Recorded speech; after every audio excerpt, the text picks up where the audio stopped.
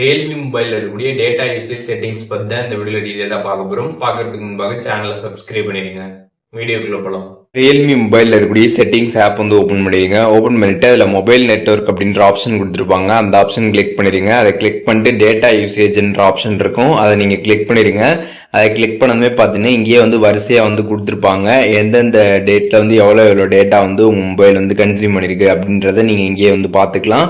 And கீழே பார்த்தீங்கன்னா வந்து டேட்டா யூசேஜ் பை ஆப்னு கொடுத்துருப்பாங்க. அதை கிளிக் பண்ணிங்க அப்படின்னா ஃபோனில் எந்தெந்த ஆப்ஸ்லாம் வந்து எவ்வளோ டேட்டா வந்து கன்சியூம் பண்ணியிருக்கு அப்படின்றதுக்கான டீட்டெயில்ஸை நீங்கள் வந்து தெரிஞ்சுக்கலாம். இங்கே வந்து திஸ் மந்த்னு கொடுத்துருப்பாங்க. அதை கிளிக் பண்ணிங்க அப்படின்னா இந்த மாதம் வந்து எவ்வளோ டேட்டா யூஸ் ஆகிருக்குது, போன மாதம் எவ்வளோ இருக்குது, இன்னைக்கு எவ்வளோ இருக்குது, அதுக்கப்புறம் வந்து நேற்று எவ்வளோ இருக்குது அப்படின்றதுக்கான டேட்டா யூசேஜ் எல்லாமே வந்து பார்த்துக்கலாம். ஸோ எந்தெந்த ஆப் வந்து எவ்வளோ வந்து டேட்டா எடுத்திருக்கு அப்படின்றது எல்லாமே இங்கே லிஸ்ட் அவுட் ஆகிருக்கும். எல்லாமே நீங்கள் ஸ்க்ரால் பண்ணி பார்த்துக்க முடியும்.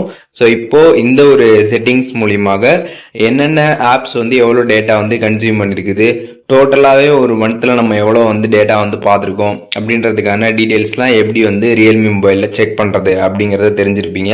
ஸோ இந்த ஒரு செட்டிங்ஸ் பார்த்தீங்கன்னா வந்து ஒவ்வொரு ரியல்மி மொபைல் மாடல்லையும் கொஞ்சம் டிஃப்ரென்ஸ் வந்து இருக்கலாம். பட் ப்ரொசீஜர் இப்படி தான். ஸோ இதே ப்ரொசீஜரை நீங்கள் ஃபாலோ பண்ணீங்க அப்படின்னா இந்த டேட்டா யூசேஜ் டீட்டெயில்ஸை நீங்கள் வந்து தெரிஞ்சுக்கலாம். இதில் எதுவும் டவுட் இருந்துச்சு அப்படின்னா கமெண்ட்ஸில் மென்ஷன் பண்ணுங்கள், நான் எல்லாருக்குமே ரிப்ளை பண்ணுறேன்.